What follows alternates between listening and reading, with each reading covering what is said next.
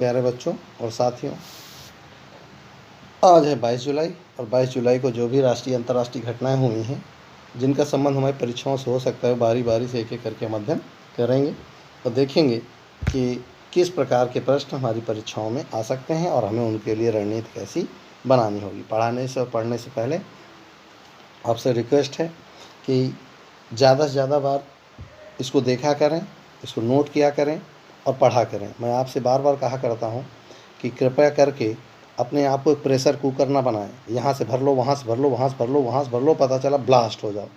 इसे कृपया करके जितना भरें अच्छा भरें, स्वस्थ भरें। और दूसरा, सारे कंटेंट सबके विश्व में एक ही जैसे होते हैं। आपके प्रेजेंस ऑफ माइंड पर निर्भर करता है आप कितना बेहतर परीक्षाओं में कर पाएंगे। हम बार बार आपको समझा रहे हैं, बहुत ज़्यादा कूड़ा भरने की बजाय मैं बार बार आपको समझा रहा हूँ कि कोई भी 20 किताबें एक बार पढ़ने से अच्छा है एक किताब को 20 बार पढ़ लीजिए, आप बेहतर कर पाएंगे।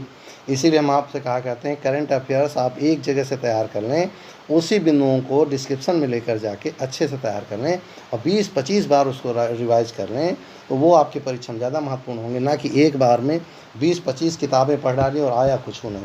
इसलिए कृपया करके एक ही कंटेंट को अधिक से अधिक बार पढ़ें, लेकिन जो भी कंटेंट पढ़ें वो वेल्दी होना चाहिए। मीन्स वेल्दी माने जिसमें कुछ हो, पता चल ज़बरदस्ती आप पढ़ रहे हैं ना। चलिए शुरू करते हैं अपना सेशन, क्योंकि आज सेशन बड़ा है। उम्मीद है आप इम एंजॉय करेंगे, पढ़ेंगे। चलिए सबसे पहले जवाब दीजिए। आपके लिए हमने पिछले सेशन में जब प्रश्न पूछा था, निम्न में से किस देश के नए राष्ट्रपति के रूप में ओशुका राबोंडा ने पद ग्रहण किया? तो इसका जवाब होगा, प्रश्न ऑप्शन था ताइवान, गाम्बिया, मलावी, गैबोन। तो इसका जवाब होगा गैबोन। चलिए ये देखिए राष्ट्रपति भवन है। ध्यान रखिए फिगर भी याद रखा करिए, कारण ये है कि आपको इंटरव्यू में ये फिगर दिखा पूछ लेंगे, आप अपनी सांस्कृतिक धरोहरों को जानते नहीं, बनने चले आप IAS ऑफिसर या किसी भी पद पे आप अच्छे जा रहे हैं। चलिए 2001 बैच के भारतीय राजस्व सेवा अधिकारी P प्रवीण सिद्धार्थ को नोट करेंगे। P प्रवीण सिद्धार्थ को राष्ट्रपति रामनाथ कोविंद का नया निजी सचिव नियुक्त किया गया है। सिद्धार्थ पहले से ही राष्ट्रपति सचिवालय में special duty that is OSD के अधिकारी के रूप में सेवारत हैं। वह विक्रम सिंह की जगह लेंगे, जिन्हें अब शिपिंग मंत्रालय में संयुक्त सचिव नियुक्त किया गया है। ठीक। 45th India ideas summit 2020 note करेंगे। फिर 45वीं इंडिया आइडियाज़ समिट भारतीय व्यापार परिषद that is India business council द्वारा 22 जुलाई को 45वीं इंडिया आइडिया समिट 2020 की मेज़बानी की जाएगी। इस शिखर सम्मेलन में व्यापार और सरकार से जुड़े प्रमुख नेता भारत और अमेरिका की व्यापार, भविष्य की साझेदारी और वैश्वीकरण के रुझानों, व्यापार और निवेश तथा कोविड-19 के बाद के समय की कार्यशैली के मुद्दों पर विचार विमर्श किया जाएगा। इस वर्ष का सम्मेलन बिल्डिंग ए बेटर फ्यूचर, हमें एक बढ़िया फ्यूचर निर्मित करना पर केंद्रित है। Yes. If not us then who, if not now then when, ऊपर जो लिखा ध्यान से पढ़ लीजिएगा, आपके बहुत मतलब का है और ये मेरी स्लोगन लाइन है। नॉट अस देन हु, यदि मैं नहीं तो फिर कौन। इफ नॉट नाउ, यदि अभी नहीं, देन व्हेन, तब कब। यदि आज आपके पास अवसर मिला है और आपने उसे नहीं यूज़ किया तो ध्यान रखिएगा देन व्हेन, कब मिलेगा, नहीं मिलेगा, वक्त आपको छोड़कर निकल जाएगा। फिर आपके पास सिर्फ एक चीज़ होगी, आप अपने अनुभव शेयर करिएगा आने वाले समय में कि बहुत कठिन थी परीक्षाएं, बहुत कठिन, मेरे ज़माने में बहुत कठिन। कुछ कठिनाई नहीं, कठिन है केवल ये सोच जो आपको नीचे गिराती है हमेशा। नागरिक अधिकारों के लिए आंदोलन करने वाले जॉन लुइस का निधन हुआ। लुइस लंबे समय तक अमेरिकी प्रतिनिधि सभा हाउस ऑफ रिप्रेजेंटेटिव के सदस्य भी रहे हैं। Louis Martin Luther King Junior के समर्थक थे और उन्होंने अपने जीवन के अंतिम समय तक नागरिक अधिकारों और मानवाधिकारों की अपनी लड़ाई को जारी रखा था। लुइस नागरिक अधिकारों के लिए आंदोलन करने वाले बिग 6 नागरिक अधिकार कार्यकर्ताओं में से एक थे। वे अंतिम बार लोगों के बीच नस्लीय न्याय के लिए किए जा रहे प्रदर्शन में शामिल हुए थे, जो जून में अमेरिका में अभी हाल ही में हुआ था। चलिए ये देखिए CBDT क्या है, देखिए। केंद्रीय प्रत्यक्ष कर बोर्ड ने भारत सरकार के सूक्ष्म, लघु और मध्यम उद्यम मंत्रालय के साथ एक समझौता ज्ञापन पर हस्ताक्षर, MOU को मतलब क्या होता है, मेमोरेंडम ऑफ अंडरस्टैंडिंग, पर हस्ताक्षर किए हैं। एक होता है MAU और एक होता है MOU, इस MOU अनुसार CBDT द्वारा MOSME दैट इज होता है MSME में मीडियम, माइक्रो, मीडियम, स्मॉल जो इंटरप्राइजेज के साथ आइकन रिटर्न संबंधी जानकारी साझा की जाएगी। MOMSME को मानदंडों के अनुसार साझा किए डेटा से उद्यमों की जांच करने तथा उन्हें सूक्ष्म, लघु और मध्यम श्रेणियों में वर्गीकृत करने की सुविधा प्राप्त होगी। केंद्रीय सूक्ष्म, लघु और मध्यम उद्यम मंत्री नितिन जयराम गडकरी, दैट इज आप गडकरी याद रखें या नितिन जय गडकरी, CBDPT के अध्यक्ष हैं प्रमोद चंद्र मोदी। ये वो मोदी नहीं भाई, दूसरे हैं। यस, देखिए ध्यान से। युवा मामलों और खेल मंत्रालय ने भारत सरकार के युवा मामलों और खेल मंत्रालय ने भारत सरकार के संकल्प को मजबूत करने के लिए यूनिसेफ के साथ साझेदारी की है ताकि 1 करोड़ युवा स्वयंसेवकों को देश के आत्मनिर्भर भारत बनने के लक्ष्यों को प्राप्त करने के लिए प्रोत्साहित किया जा सके। युवा मामलों और खेल मंत्रालय ने भारत के युवाओं में स्वैच्छिकता को बढ़ावा देने के लिए युवा यूनिसेफ द्वारा गठित एक बहुहितधारक मंच के लिए एक वक्तव्य पर हस्ताक्षर, फिर से सुन लीजिए क्या, 1 करोड़ युवा स्वयंसेवकों को देश के आत्मनिर्भर बनने में सक्षम करने के लिए ये शुरू किया गया है। किसके द्वारा? युवा और खेल मंत्रालय के द्वारा। और इसकी साझेदारी किसके साथ हुई? यूनिसेफ के साथ, है ना। यूनिसेफ के बारे में लिखिए जल्दी जल्दी से नीचे, बहुत बार होता है। चलिए, केंद्रीय युवा और मामलों के खेल मंत्री कौन है? किरण रिजिजू। और यूनिसेफ के कार्यकारी निदेशक हैं हेनरीटा एच फोर। कौन है? Henrietta H four. अगला देखिए, मनोदर्पण क्या है? केंद्रीय मानव संसाधन विकास मंत्री ने छात्रों के लिए मनोदर्पण पहल का शुभारंभ क्या करेगा? ध्यान से सुनेगा। रमेश पोखरियाल निशंक द्वारा मनोदर्पण पहल की शुरुआत की गई है। मनोदर्पण मानव संसाधन विकास मंत्रालय द्वारा छात्रों के मानसिक स्वास्थ्य की देखभाल के लिए शुरू की गई एक पहल है। यह कोविड-19 के दौरान उसके बाद छात्रों को मानसिक स्वास्थ्य और कल्याण के लिए मनोसामाजिक दैट साइकोसोशल सहायता प्रदान करने वाली गतिविधियों की एक विस्तृत श्रृंखला को कवर करेगी।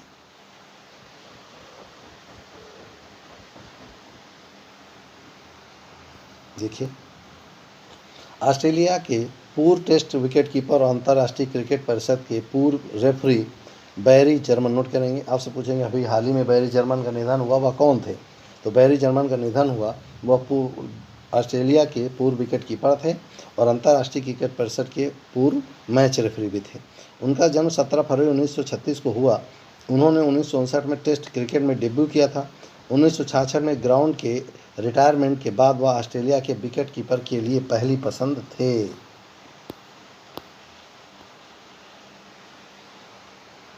यस, चलते देखते हैं।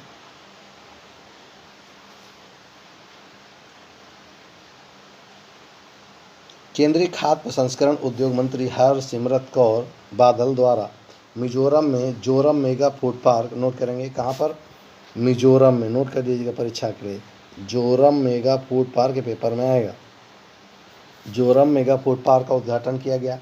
खाद्य प्रसंस्करण उद्योग मंत्रालय खाद्य प्रसंस्करण उद्योग के विकास के लिए निरंतर प्रयास कर रहा। इस मेगा फूड पार्क से किसानों, उत्पादकों, प्रोसेसर, उपभोक्ताओं को लाभ मिलेगा और पूर्वोत्तर में खाद्य प्रसंस्करण क्षेत्र के विकास को बढ़ावा मिलेगा। मिजोरम के मुख्यमंत्री हैं जोरमाथंगा और राज्यपाल हैं PS श्रीधरन पिल्लई। ठीक, अगला देखिए। यस, साहित्य अकादमी से सम्मानित बलदेव सिंह सदाकर्णम द्वारा सूरज कदे मरदा नहीं, फिर से नोट करें, बलदेव सिंह सदाकर्णम द्वारा सूरज कदे मरदा नहीं नामक पुस्तक लिखी गई है। नोट के लिए पेपर में आएगा कि ये सूरज कदे मरदा नहीं पुस्तक किसकी है, तो आपको जवाब देना होगा बलदेव सिंह सदाकर्णम द्वारा। यह पुस्तक स्वतंत्रता सेनानी उधम सिंह के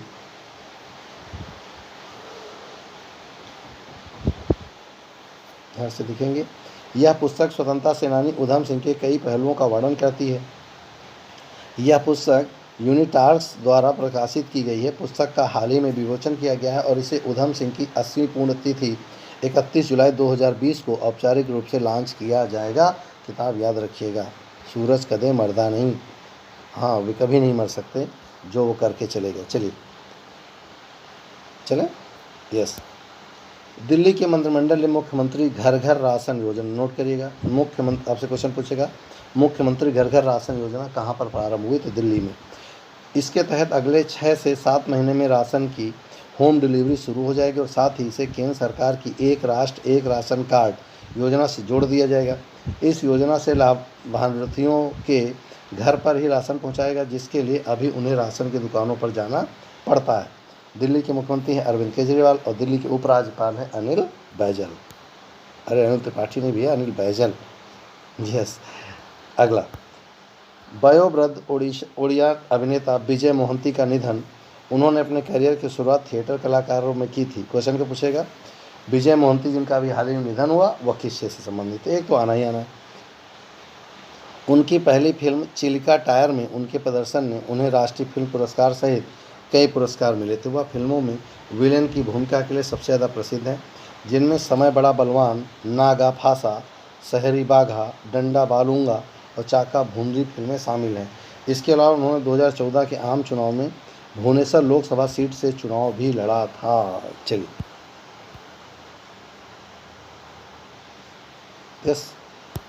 अंतर्राष्ट्रीय क्रिकेट परिषद द्वारा इस साल अक्टूबर-नवंबर में ऑस्ट्रेलिया में खेले जाने वाले पुरुषों के T20 विश्व कप को कोविड-19 के कारण स्थगित करके 2020 में आयोजित किया जाएगा। नोट करिएगा, अब जो T20 है विश्व कप होना था जो, अब वो 2022 में होगा। ठीक। आईसीसी के मुख्य कार्यकारी अधिकारी मनु शाहनी और आईसीसी का मुख्यालय है दुबई, संयुक्त अरब अमीरात। यस।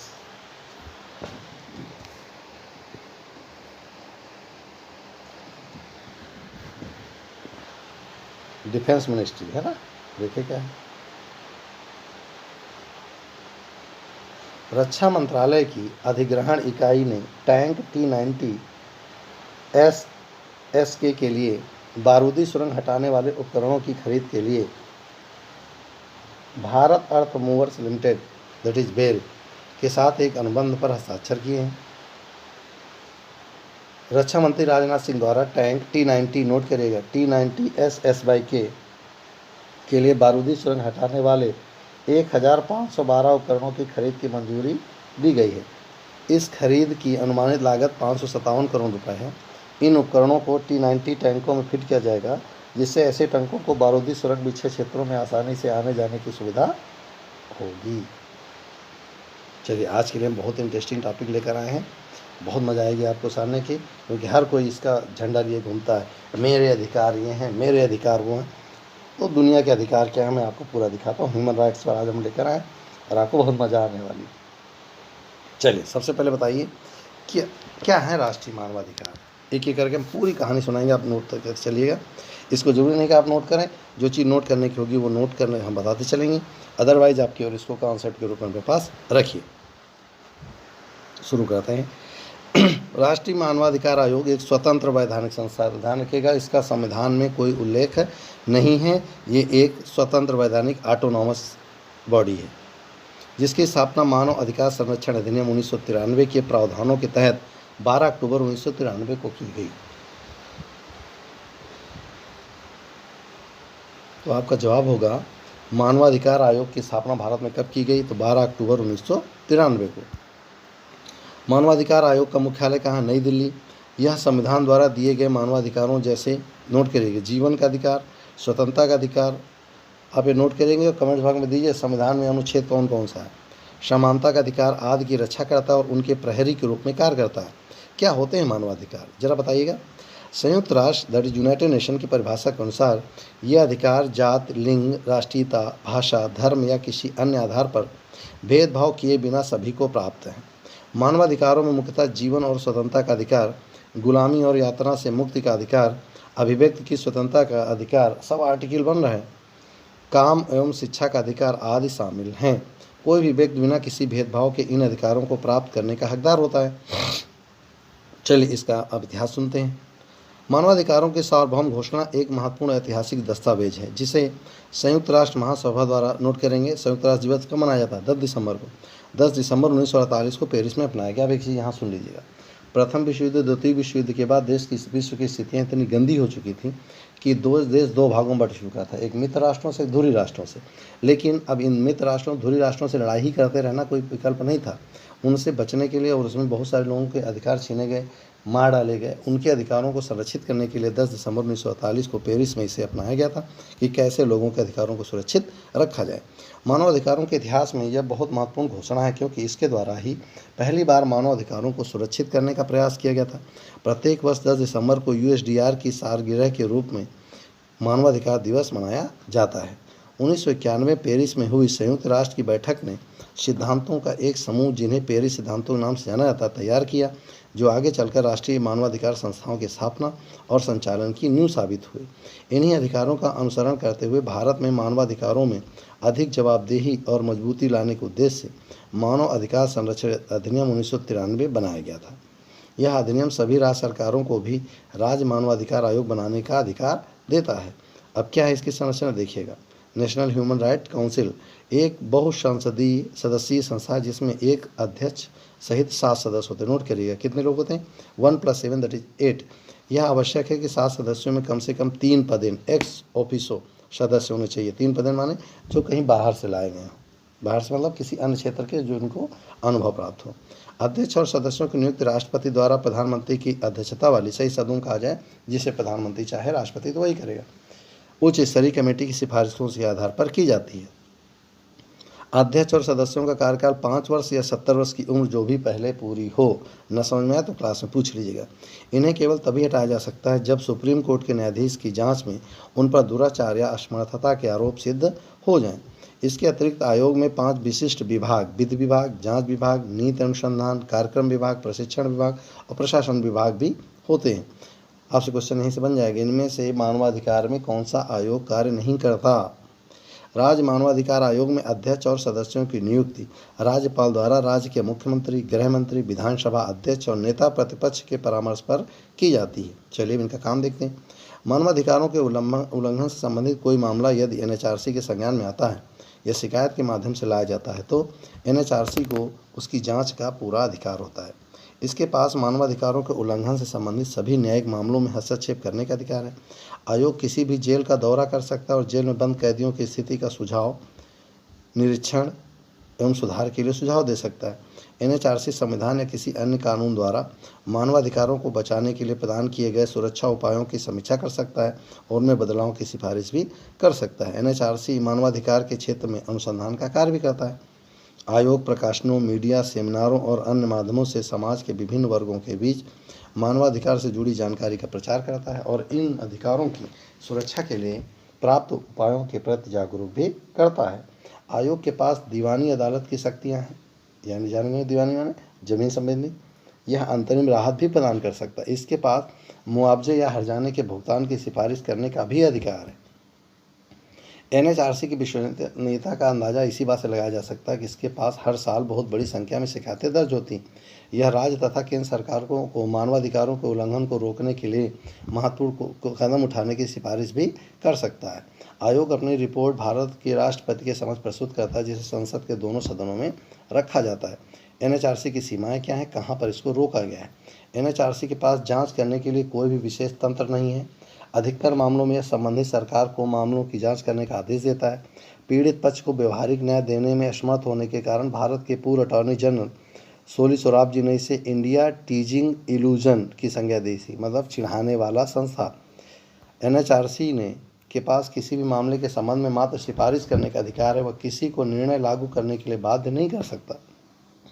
कई बार धन की अपर्याप्तता भी एनएचआरसी के कार्य में बाधा डालती है। एनएचआरसी उन शिकायतों की जांच नहीं कर सकता जो घटना होने के 1 साल बाद दर्ज कराई जाती और इसलिए कई शिकायतें बिना जांच के ही रह जाती है। नोट कर लीजिएगा, आपसे कथन कारण में बना सकता है, क्वेश्चन बनाएगा। मानवाधिकार कभी भी जांच कर सकता है। नंबर 2, मानवाधिकार 1 वर्ष के अंदर भीतर अगर शिकायत होती तो ही जांच कर सकता है। ध्यान रखिएगा, 1 वर्ष के अंदर की शिकायत ही होती। राज्य मानवाधिकार आयोग केंद्र सरकार से किसी प्रकार की सूचना नहीं मांग सकते, जिसका सीधा सा अर्थ यह है कि उन्हें केंद्र के तहत आने वाले सशस्त्र बलों की जांच करने से रोका जाता है। केंद्रीय सशस्त्र बलों के संदर्भ में राष्ट्रीय मानवाधिकार आयोग की शक्तियों को भी काफ़ी सीमित कर दिया गया। सुझाव क्या है? एनएचआरसी को सही मायने में मानवाधिकारों के उल्लंघन का एक कुशल प्रहरी बनाने के लिए उसमें कई सुधार की आवश्यकता है। सरकार द्वारा आयोग के निर्णयों को पूरी तरह से लागू करके उसकी प्रभावशीलता में वृद्धि की जा सकती है। ठीक, आगे देखिए। एनएचआरसी की संरचना में भी परिवर्तन करने की आवश्यकता तथा इसमें आम नागरिकों, सामाजिक संगठनों के प्रतिनिधियों को भी शामिल किया जाना चाहिए। एनएचआरसी को जांच के लिए उचित अनुभव वाले कर्मचारियों का नया कैडर तैयार करना चाहिए ताकि सभी मामलों की स्वतंत्र जांच की जा सके। भारत में मानवाधिकार स्थितियों को सुधारने और मजबूत करने के लिए राज्य अभिकर्ताओं यानी स्टेट एजेंट और गैर राज्य अभिकर्ताओं state and non state actors को एक साथ मिलकर काम करना होगा। ये था हमारा पूरी कहानी, कहाँ से चले और कहाँ पर आकर रुक गए। चलिए, आज के लिए सेशन का अंतिम सवाल दीजिए जवाब। आज के लिए अभ्यास का प्रश्न है, अंतर्राष्ट्रीय न्याय के लिए विश्व दिवस कब मनाया जाता है? अंतर्राष्ट्रीय न्याय के लिए विश्व दिवस कब मनाया जाता है? 15 जुलाई, 16 जुलाई, 17 जुलाई, 18 जुलाई। आपको जवाब देना है कमेंट बॉक्स में कि कब मनाया जाता है अंतर्राष्ट्रीय न्याय के लिए दिवस। ठीक, ये था आज का हमारा सेशन। उम्मीद है आपको अच्छा लगा होगा। अगर अच्छा नहीं भी लगा तो भी आपको पढ़ना पड़ेगा, और इस पढ़ने के क्रम में आपको एक एक बिंदु को अच्छे से तैयार करना है और हमें कमेंट्स बॉक्स में ज़्यादा से ज़्यादा जवाब दिया करें। ज़्यादा से ज़्यादा समय पढ़ाई पे दें और अच्छे से नोट्स तैयार करते चलें। उम्मीद है परीक्षाओं में आप निश्चित तौर पे सफल होंगे, हम यही कामना करते हैं। आज के लिए फिलहाल इतना ही, मिलते हैं नेक्स्ट वीडियो में नई उम्मीद के साथ, नए जोश के साथ। फिलहाल जय हिंद।